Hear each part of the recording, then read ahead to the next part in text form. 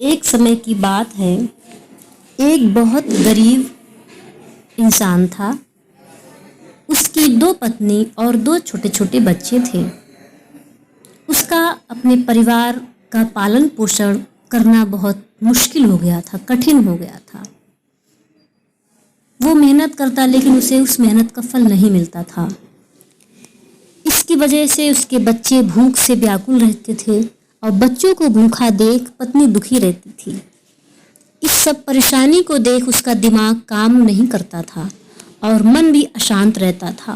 तभी उसने अपना घर छोड़ने का फैसला लिया। एक रात जब उसकी पत्नी और दोनों बच्चे सो रहे थे तो वह चुपचाप घर से निकल गया।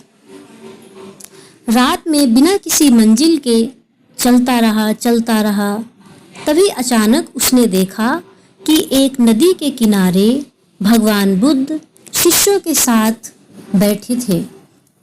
उसने सोचा कि वह अब सन्यासी हो जाएगा और भगवान बुद्ध का शिष्य बनकर अपना जीवन निर्वाह करेगा। उसके बाद वह भगवान बुद्ध के चरणों में जाकर गिर गया और उसने विनती करने लगा कि उसे अपना शिष्य बना लें और अपने साथ ही रख लें। भगवान बुद्ध ने उस गरीब परेशान इंसान की बात सुनकर उसे अपना शिष्य बना लिया। भगवान बुद्ध अपने शिष्यों के साथ आगे बढ़ते हैं। रास्ते में चलते चलते उन्हें प्यास लगी तो वो एक पेड़ के नीचे बैठ जाते हैं और अपने नए शिष्य से कहते हैं, यहाँ पास में ही एक सरोवर है, तुम जाकर वहां से पानी ले आओ, मुझे बहुत प्यास लगी है। भगवान बुद्ध का आदेश मानकर वह सरोवर से पानी लेने चला गया। जब वह सरोवर के पास पहुंचा, देखा कि कुछ जंगली जानवर सरोवर में पानी पी रहे हैं और खूब खेल कूद उधम मचा रहे हैं। जैसे ही वह सरोवर के पास गया, सारे जानवर वहां से भाग गए, लेकिन सरोवर में कीचड़, सड़े गले पत्ते, फूल, पत्ते, पत्तियां ऊपर तैर रहे थे, जिसके कारण उसका मन पानी लेने का नहीं हुआ। उसने सोचा, इतना गंदा पानी भगवान बुद्ध कैसे पी सकते हैं। फिर वह बिना पानी लिए ही वापस आ गया और भगवान बुद्ध से बोलता है, भगवान, उस सरोवर में तो बहुत ज्यादा गंदा पानी था, पीने के लायक नहीं था, इसलिए मैं नहीं लाया। अपने शिष्य की बात सुनकर भगवान बुद्ध थोड़ी देर चुप रह के और बोले, जाओ उसी सरोवर से पानी लेकर आओ। भगवान बुद्ध का आदेश मानकर वह वापस सरोवर की तरफ चला गया, लेकिन वह मन में यही सोच रहा था, भगवान बुद्ध इतने गंदे पानी को कैसे पिएंगे। जैसे ही वह सरोवर के पास गया, वह ये देखकर चौंक गया कि सरोवर का पानी एकदम निर्मल और स्वच्छ हो गया है और सुंदर बह रहा है।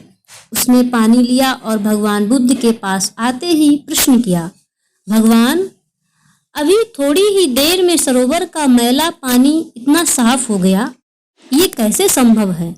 फिर बुद्ध ने उसे समझाते हुए कहा, जब जानवर पानी में उधम मचाए हुए थे तब सरोवर का कीचड़ ऊपर आ गया था, लेकिन कुछ देर शांत रहने पर कीचड़ फिर से नीचे बैठ गया और पानी पहले की तरह साफ निर्मल हो गया, स्वच्छ हो गया।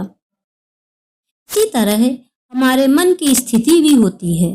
जीवन की कठिनाइयों और भाग दौड़ हमारे मन में उथल पुथल पैदा करती रहती हैं, जिसके कारण हम बिना सोचे समझे गलत निर्णय ले लेते हैं। लेकिन कोई भी निर्णय लेने से पहले अगर हम अपने मन को शांत रखें और धैर्यपूर्वक सोचें, तो हमारे मन की वो उथल पुथल भी पानी के कीचड़ की तरह नीचे बैठ जाती है और तब हम जो भी निर्णय लेते हैं वो सही होता है, सकारात्मक होता है।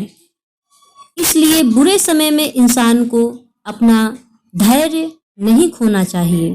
भगवान बुद्ध की ये बातें सुनकर उसका मन शांत हो गया, दिमाग खुल गया और जब वह शांति से बैठकर सोचता है तो उसे अपनी ही गलती नजर आती है।